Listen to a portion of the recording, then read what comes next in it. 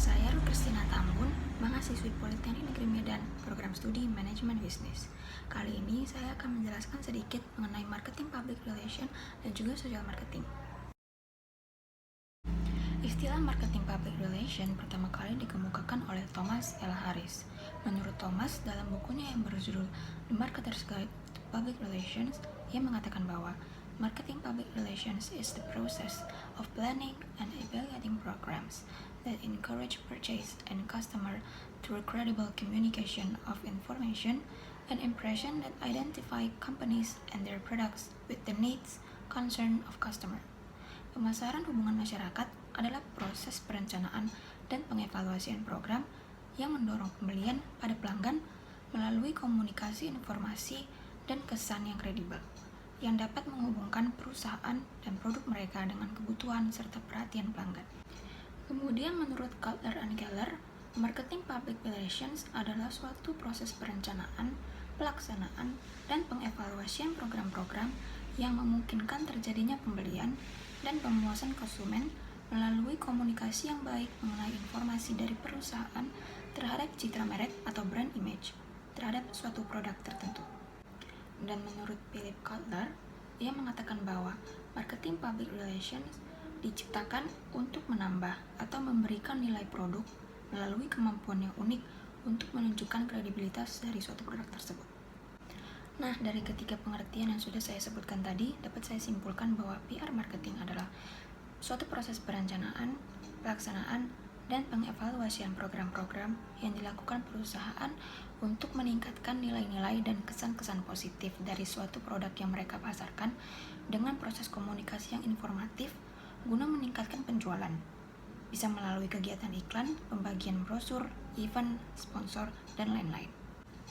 Nah, di dalam PR marketing ini ada 3 strategi, namanya strategi push, pull, and pass. Strategi push dilakukan dengan melakukan promosi kepada distributor, agen, atau pengecer. Lalu mereka lah yang nantinya akan menjual produk ke konsumen. Bisa jadi si distributor lah yang memberikan promo kepada konsumen agar konsumen tertarik membeli produk tersebut. Misalnya produk minuman kaleng yang didistribusikan ke Indomaret atau Alfamart. Pihak perusahaan minuman kaleng ini menjualnya ke Indomaret atau Alfamart dengan harga yang normal. Namun ketika sudah di Indomaret atau di Alfamart, mereka yang inisiatif sendiri untuk memberikan promosi, misalnya seperti pemberian diskon atau beli satu gratis satu. Lalu ada strategi pull. Strategi ini dilakukan dengan melakukan promosi yang dapat membangun daya tarik terhadap suatu produk atau jasa yang ditawarkan melalui berbagai media, sehingga konsumen datang sendiri ke tempat atau ke toko untuk membeli barang kita. Misalnya pada pemasaran mainan anak-anak, di tahap pertama perusahaan mengiklankan produk tersebut. Selanjutnya, anak-anak dan orang tua melihat iklan dan ingin membeli mainan. Begitu permintaan meningkat, pengecer mulai berusaha merebut pangsa pasar produk di toko. Sementara itu, perusahaan telah berhasil menarik pelanggan mereka. Yang terakhir adalah strategi pass. Strategi ini dilakukan dengan melakukan penawaran atau promosi secara komunikatif dan persuasif melalui orang-orang atau kelompok yang mampu mempengaruhi opini publik. Misalnya, pada saat melakukan kampanye, seseorang memperoleh dukungan dengan melakukan pendekatan dengan tokoh-tokoh publik. Menurut Rosadi Ruslan, ada 9 tujuan dari marketing PR, antara lain 1. Menumbuh kembangkan kesadaran konsumennya terhadap produk yang tengah diluncurkan. 2. Membangun kepercayaan konsumen terhadap citra perusahaan. 3. Mendorong antusiasme konsumen tentang kegunaan dan manfaat dari produk tersebut. 4. Menekan biaya promosi iklan komersial. 5. Komitmen untuk meningkatkan pelayanan kepada konsumen. 6. Membantu mengkampanyekan peluncuran produk-produk baru dan sekaligus merencanakan perubahan posisi produk yang lama. 7. Mengkomunikasikan terus-menerus tentang aktivitas dan program kerja yang berkaitan dengan kepedulian sosial dan lingkungan hidup. 8. Membina dan mempertahankan citra perusahaan atau produk barang dan jasa. Yang terakhir, berupaya secara proaktif dalam menghadapi suatu kejadian negatif yang mungkin akan muncul di masa mendatang. Adapun manfaat dari marketing public relation adalah membangun posisi perusahaan sebagai pemimpin pasar, membangun kepercayaan dan keyakinan konsumen, membangun pasar baru dan pasar yang lemah, menambah exposure dari produk yang tidak dapat diiklankan kepada konsumen, mengatasi perlawanan dari konsumen terhadap iklan, meningkatkan kampanye sales promotion, meningkatkan brand awareness, mengembangkan daya jangkauan iklan, dan membangun kembali produk-produk yang sudah jenuh. Kami melindungi tubuh mereka sebelum menjadi bintang. Melindungi fisik mereka sebelum berprestasi. Melindungi mereka. Melindungi sesuatu harus dimulai dari awalnya. Kami melindungi keseimbangan alami ekosistem sumber air kami untuk melindungi kealamian mineralnya sebelum menjadi aqua. Untuk melindungi Anda, Aqua terlindungi untuk melindungimu. Dari video tadi, dapat kita lihat bahwa iklan Aqua tersebut lebih menonjolkan kesan positif dari produk dan perusahaannya untuk membangkitkan emosi dari konsumen. Iklan tersebut diharapkan agar konsumen mau membeli produk Aqua karena produknya itu terpercaya, murni dari alam, dan dapat dikonsumsi oleh segala kalangan.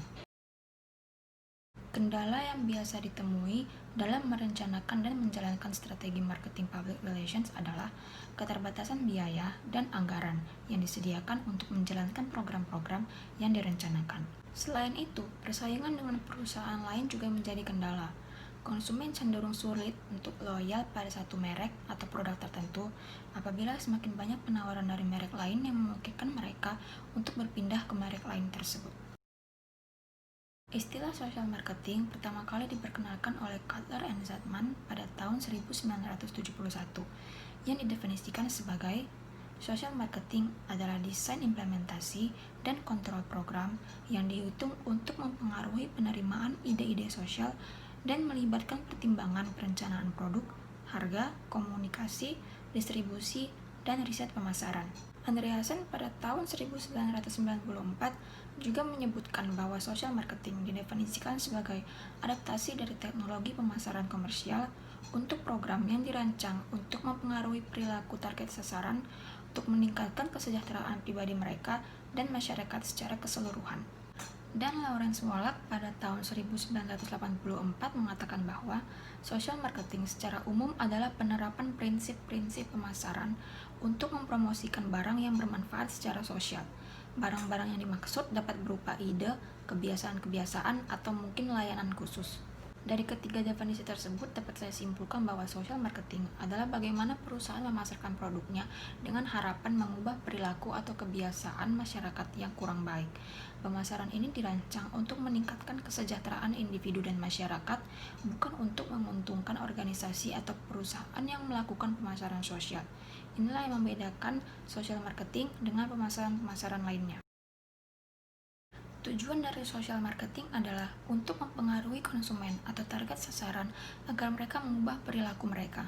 Spesifiknya, social marketing ini menginginkan perubahan pada masyarakat, seperti perubahan kognitif, di mana masyarakat paham dan mengganti konsepnya selama ini dengan konsep yang baru, perubahan perilaku, di mana masyarakat mampu mengimplementasikan pengetahuan atau konsep barunya, dan perubahan nilai, di mana masyarakat sudah melaksanakan perubahan perilaku atau kebiasaan mereka dan tidak kembali ke kebiasaan lama.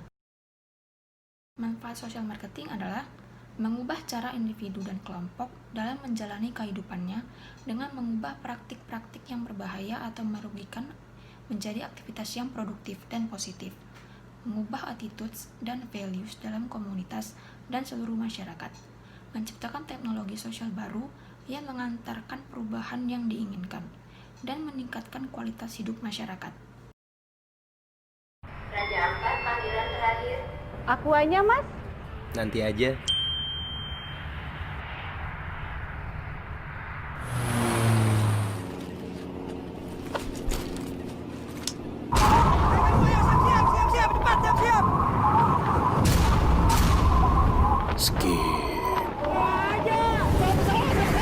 Dehidrasi ringan dapat menurunkan konsentrasi dan fokus. Dari video tadi dapat kita lihat bahwa orang Indonesia masih kurang kesadarannya akan pentingnya minum air putih. Yang salah satu dampaknya adalah konsentrasi dan fokus kita menjadi menurun. Maka dari itu, aku ingin mengingatkan kita untuk rutin minum air putih walaupun kita itu tidak haus atau kita tuh sedang sibuk. Jadi kendala utama dalam social marketing adalah sulitnya membangun kesadaran publik untuk mengubah perilaku atau kebiasaan buruknya. Apalagi kebiasaan-kebiasaan ini sudah dilakukan sejak dulu.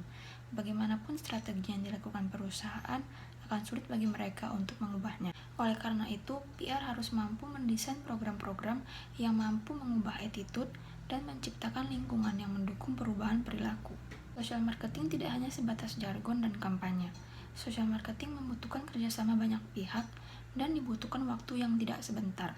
Jadi perusahaan harus mampu melakukan program social marketing secara sukarela dan tanpa paksaan. Demikian materi MPR dan social marketing yang dapat saya sampaikan. Jika ada kurang dan salah, saya mohon maaf. Terima kasih.